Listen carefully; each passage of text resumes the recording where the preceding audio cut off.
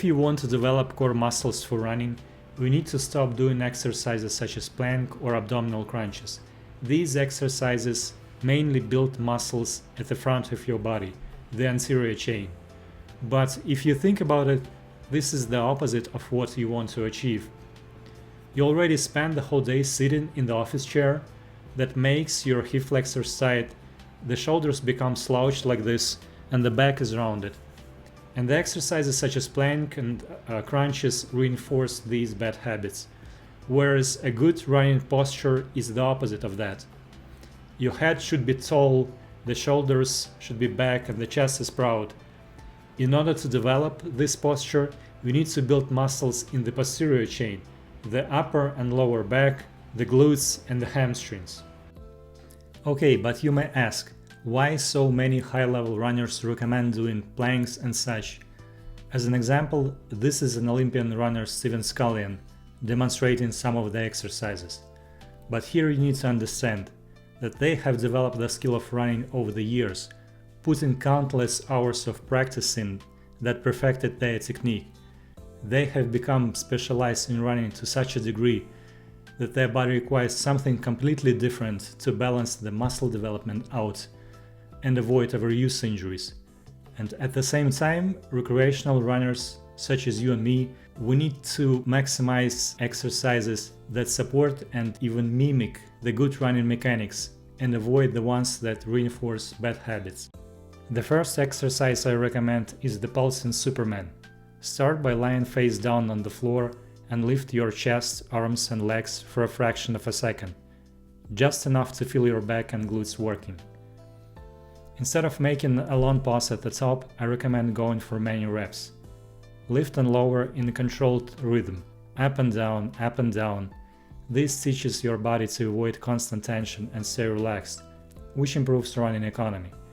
Another variation of the exercise is lifting only one leg at a time, while raising the upper body with both arms stretched out.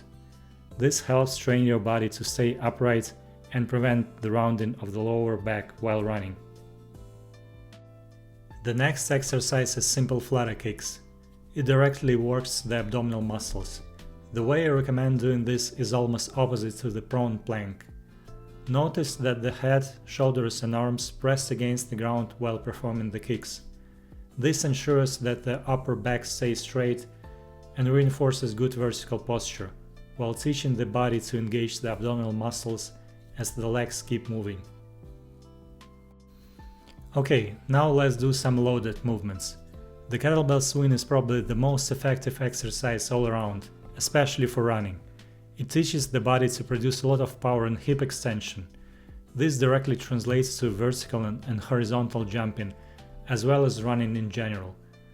The powerful snap at the top of the swing activates the high threshold muscle fibers that build top end speed and the finishing kick. You can perform the exercise with both arms, or you can do an alternating arm version, which teaches your body to resist rotation.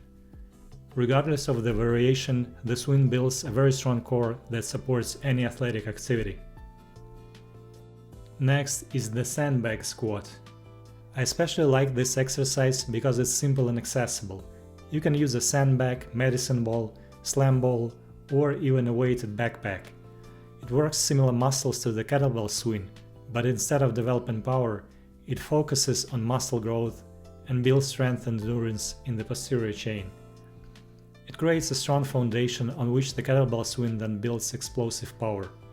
However, you need to be cautious with the exercise, as it may fatigue the lower back and affect your subsequent training. The next exercise is the marching suitcase carry. Hold the kettlebell in one hand while walking and lifting your knees high. It teaches your body to stay upright and balanced, which helps you keep good running form and avoids swaying your body to the sides too much.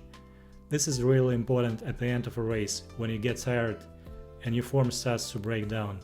The suitcase carry builds the core strength to keep you upright and conserve energy even when you're exhausted. A similar exercise is the marching sandbag shoulder carry. Once again, if you don't have a kettlebell or a dumbbell, you can put a sandbag or any heavy object on your shoulder and do the same marching carries. And this version is superior for a couple of reasons. First of all, it requires even more strength in the core, as the weight sits very high, and it challenges your stability and balance to a greater degree. Also, you can go much heavier with this exercise, as carrying a sandbag on your shoulder feels less awkward than holding a massive kettlebell in one hand. Okay, it concludes today's video. Comment down below if you find it useful and ask any questions. Thanks for watching and see you next time!